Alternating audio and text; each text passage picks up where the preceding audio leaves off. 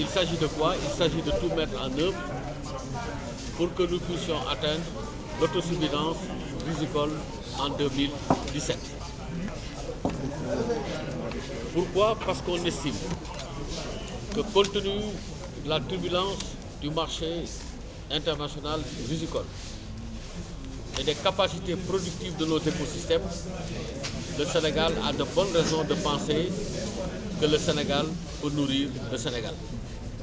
C'est pourquoi j'étais aujourd'hui en tournée au cœur de la riziculture de notre pays pour discuter avec les différents acteurs en vue d'une réflexion partagée sur les voies et moyens d'atomiser les facteurs limitants qui pourraient éventuellement compromettre l'atteinte de cet objectif qui est devenu non pas un objectif des techniciens, mais un objectif national.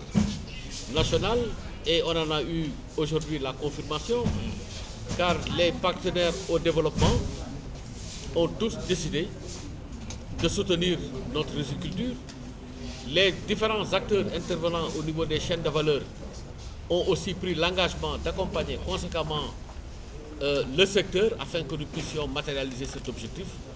Donc il y a de bonnes raisons de penser que le Sénégal, Inch'Allah, pourra atteindre l'autosuffisance. Parce que les lignes de force pour la matérialisation de cette autosuffisance existent, la volonté politique existe, l'engagement des différents acteurs intervenant au niveau des chaînes de valeur aussi existe.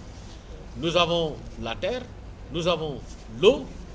Par conséquent, on peut espérer effectivement changer conséquemment la physionomie de la riziculture sénégalaise pour que le Sénégal nourrisse le Sénégal et pourquoi pas plus tard pour que le Sénégal puisse nourrir d'autres pays.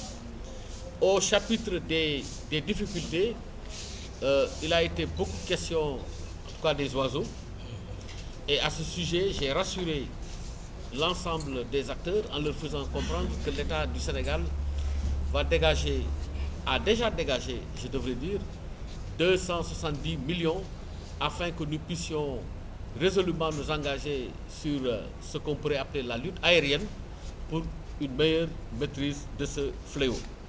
Il a été aussi beaucoup question de commercialisation. Là aussi, nous avons fait comprendre aux uns et aux autres que le gouvernement du Sénégal est en train de négocier avec divers partenaires au développement, dont les Espagnols, pour que nous puissions amplifier effectivement la mise en place de magasins de stockage. Nous avons beaucoup discuté aussi au sujet de ce qu'on pourrait appeler les autres cultures, autres que le riz, la tomate, l'oignon, la patate douce. Et sur l'ensemble de ces produits, des questions ont été posées et des réponses ont été apportées. Et on s'accorde tous à reconnaître qu'il y a des efforts à faire dans ces différents secteurs, mais que nous avons un très fort potentiel qui devrait nous permettre aussi d'assurer l'autosuffisance. La preuve, pour l'oignon, nous avons fixé comme objectif la production de 350 000 tonnes d'oignons en vue de réaliser l'autosuffisance en 2016.